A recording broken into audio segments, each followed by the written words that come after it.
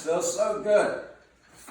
Feels so great to hang about 90 seconds each day. Helps with the shoulders, helps with decompression of the spine, also helps with the obliques to get them to even out. If you're a therapist like me, been doing things like that for 25 plus years, is important. Many of our clients come in, they've got an oblique that's shortened on this side, and it brings down the shoulder as well and can help with internal rotation. It creates all kind of head, neck, and shoulder conditions.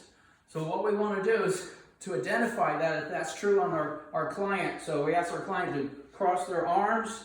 He's going to rotate.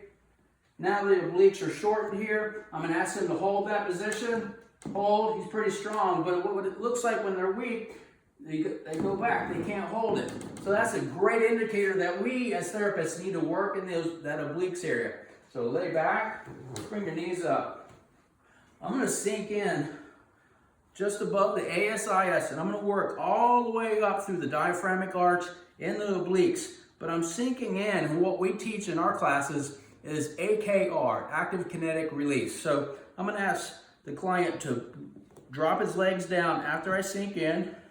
Now I'm going to ask him to go in and out of a side bend pattern, which he's going to do that with AKR. So take your right hip, your right leg, and reach away. Keep it on the table. And I'm just waiting for a softening. And great job. Now relax. And I come out and I'll go all the way up through the diaphragmatic arch, all the obliques, with him moving in and out of those patterns.